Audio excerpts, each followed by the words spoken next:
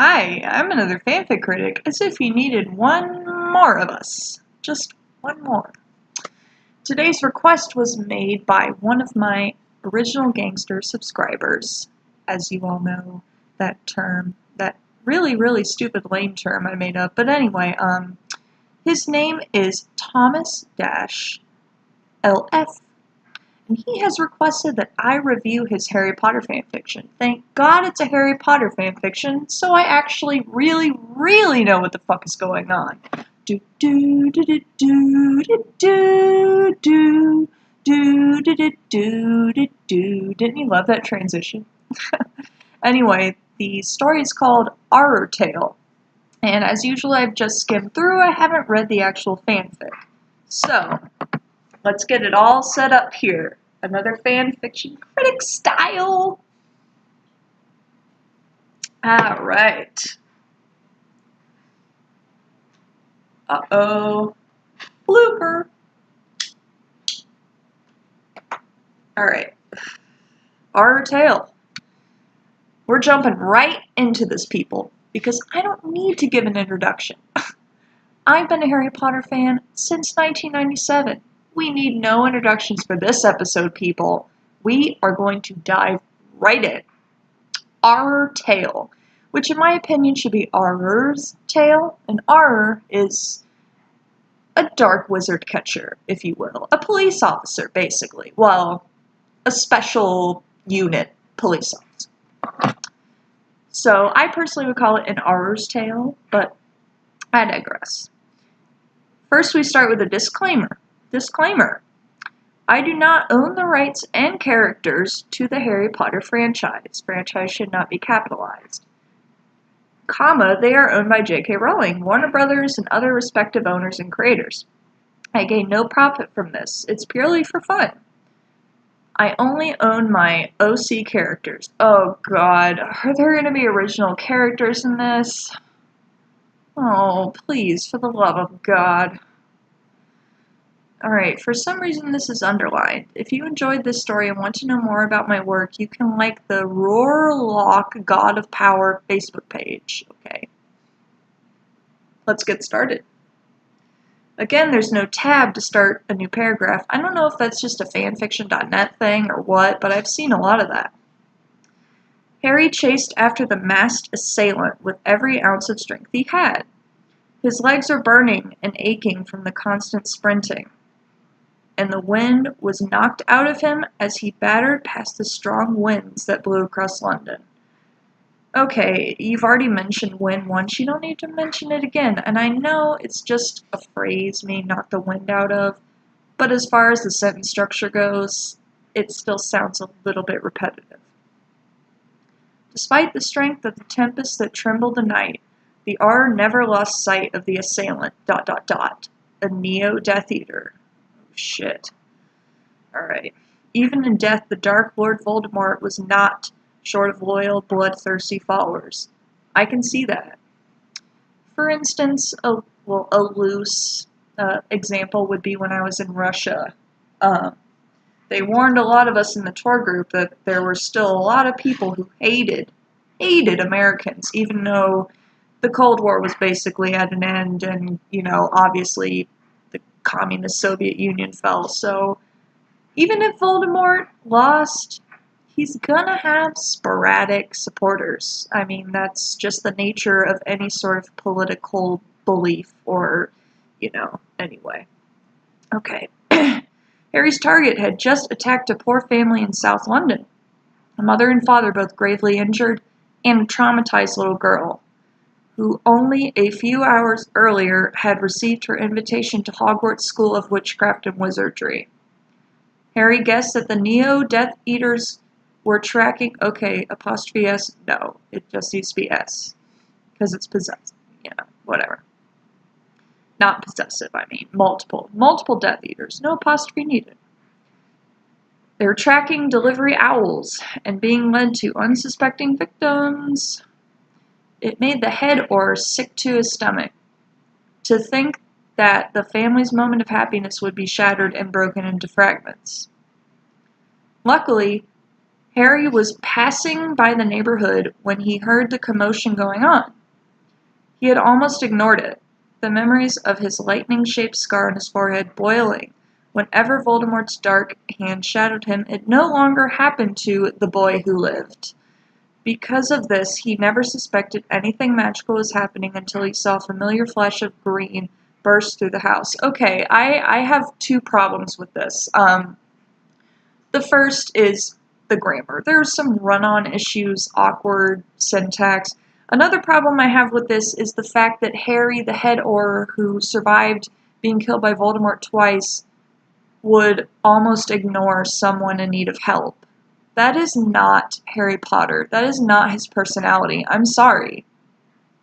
Harry would go save someone, especially if he had a memory of Voldemort.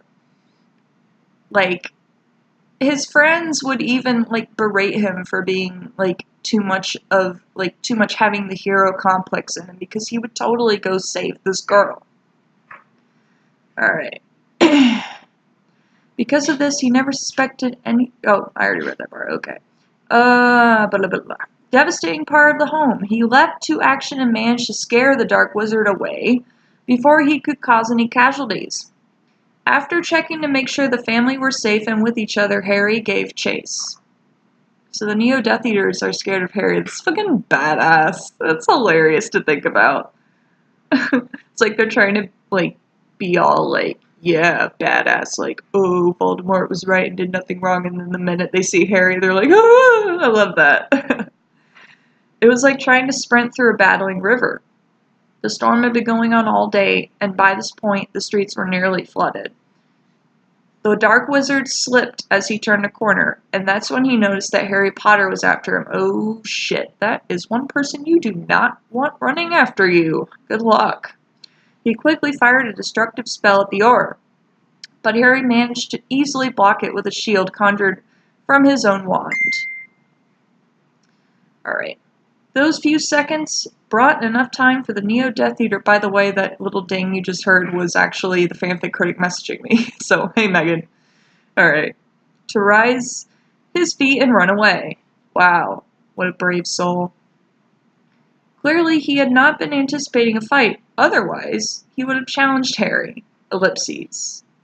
That's what a lot of Dark Wizards seem to be doing these days. Well, it doesn't really sound like it. So far in your story, they seem to be scared of Harry.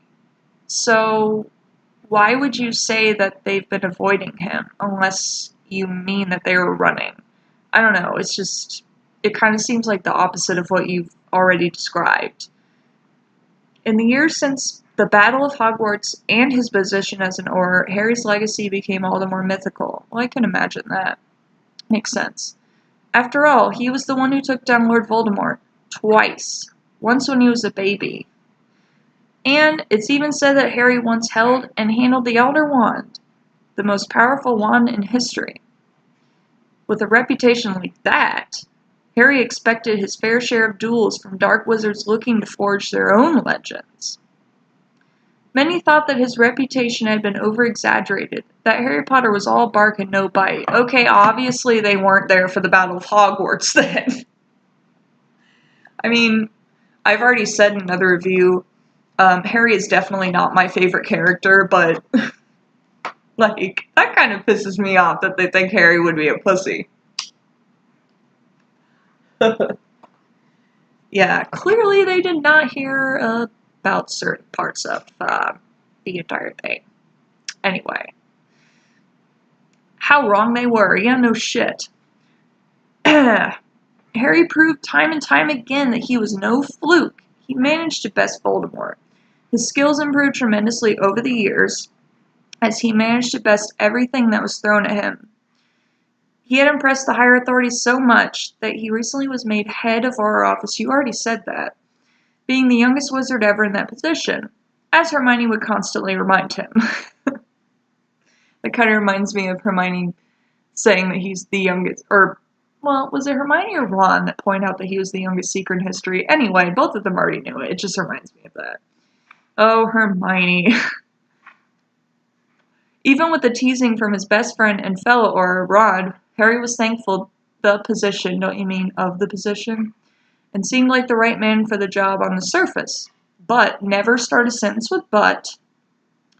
There were some who questioned his mental state, on whether that could cloud, his judgment on certain matters. Well, if they're thinking he might suffer from PTSD, that's fair, but why did you make him an Auror in the first place if you suspected that? The Neo-Death Eater cast another spell at Harry, which again he dodged effortlessly. Seeing that his charms were proving useful at the moment, the Dark Wizard tried something else. He aimed his wand at the ground before a burst of ice exploded from the tip, and a frozen trail zipped along the flooded ground towards Harry's legs. It seemed too late, but somehow Harry managed to jump over the icy trap in the nick of time. Wow, how surprising. That's what the Neo-Death Eater expected him to do. Ba-ba-ba! His wand started to shake in his talon-like fingers, and then glowed a bright orange, with smoke fuming all around it.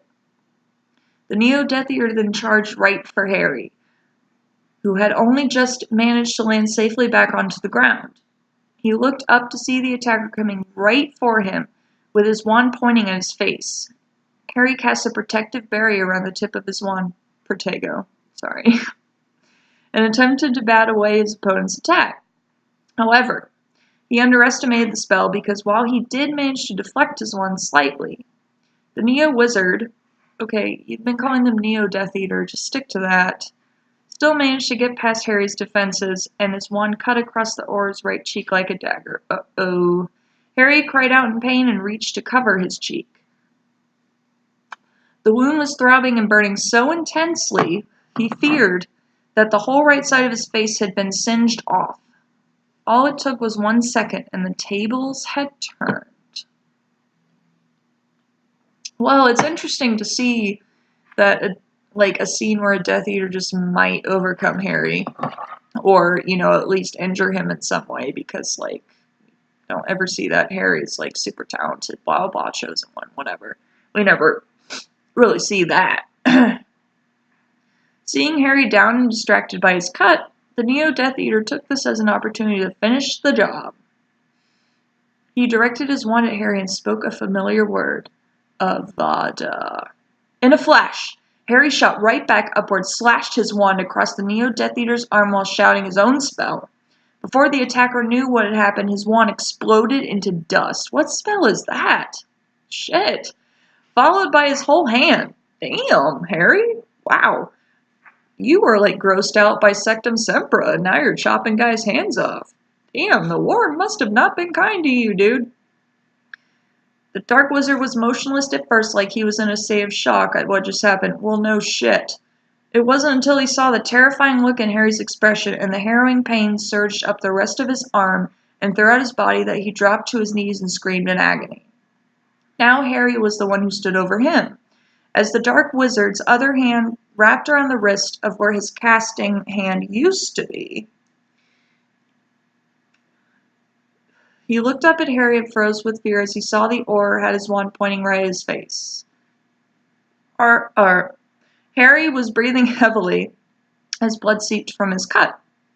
His hand was shaking as he held his wand tightly, the tip touching the Dark Wizard's mask where his forehead would be. That's fucking cool that, the Neo-Dark Wizards, still wear the masks. That's really fucking cool. I really like that. He wanted to do it. He almost did it. Because every time he saw a Neo-Death Eater, a Dark Wizard, or any kind of criminal that threatened a life, all Harry could see was the face of you-know-who. Alright, that makes sense. I like that. No comment there. Those dark, empty eyes that enjoyed seeing the life leave the body of his enemies. The smile that haunted Harry's nightmares even to this day. Voldemort's shadow that hung over Harry's very being like death waiting to claim a soul, Harry's soul. All his life, he had Voldemort's shadow hanging over him, foreboding and lurking, ready to destroy everything in his life. Even after all these years, he still believed that shadow followed him. It was like a never-ending battle for his sanity, a battle that many people believed Harry had never fully recovered from. And maybe they were right? Okay, I wouldn't phrase that into a question. I would just say maybe they were right. How is one expected to recover from being dead? Yeah, that's a fair point. The rain became heavier. Okay, when did the rain start? Well, you know I'm crazy drunk, ladies. Maybe I missed that part. Beep, beep, beep, boing. Alright. The Neo-Death Eater sighed with relief, seeing the wand move away from his face. Harry gritted his teeth as he mumbled one last spell, Petrificus Totalis. The headless attacker was frozen stiff like a plank of wood before collapsing to the watery ground. Alive, but would need to have his arm treated once the rest of his authorities arrived to pick him up. After all the chaos of that chase, Harry was glad that the only sounds that filled his ears were the tranquil sounds of the raindrops splashing into puddles. I love that sound too. I love the sound of rain. While the pain on his cheek was fighting for attention, Harry chose to ignore it for the moment and wanted to enjoy his moment of peace. It felt like days before Harry could finally relax in his home, resting on a king-size bed that he shared with Jenny, who was busy trying to finish a new Quidditch report for the Daily Prophet. Though it was actually only a few hours ago since his encounter with the Neo-Death Eater. While he held no sympathy for the Dark Wizard, Harry was thankful when the medical team told him that the attacker would live. I guess that's sort of Harry's character. I would have thought that he would think that he felt a little bit of sympathy for them, but then again, this story is describing him having PTSD, which I think is perfectly reasonable, and 100% I would agree that he does. So I'm going to give the author the benefit of the doubt on that. He didn't want to be the head Auror who would lose control of his emotions and senses and cause death. That's in Harry's character. The team had a look at Harry's cut on his right cheek, but Harry knew there was nothing they could do. Why? While magic could cure or fix most cuts, those inflicted by magical means were not so easy to fix, if ever. Okay, I'm really wow, okay. Maybe the more I drink, the more sense I'll make, but I highly doubt it. Oh, hey, my beer can matches my shirt.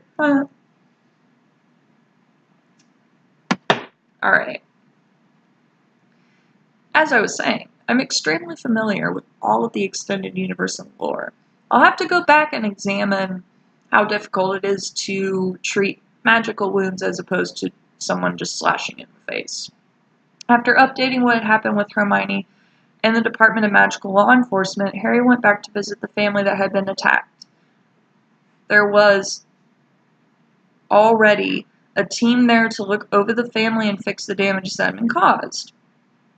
The parents were talking with other Aurors on the scene, and that's when Harry overheard them mention that they were Muggles. The M in Muggles should be capitalized. It was their 11-year-old daughter who was a witch. He asked for the parents' permission to speak with their girl, which they granted.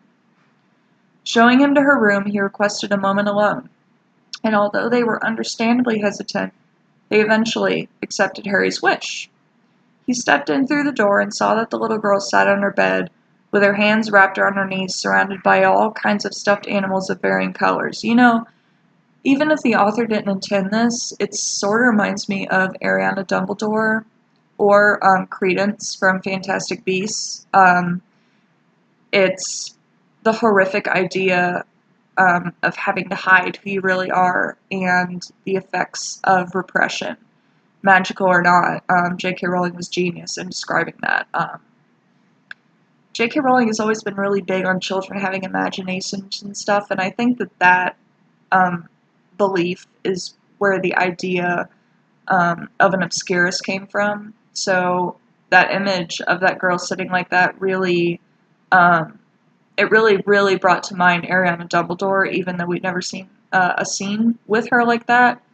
That's how I imagine her after the attack by the Muggles, or even before, because clearly she was extremely self-conscious about it. Alright. Taking his time, he sat on the edge of her bed, never taking his eyes off of her.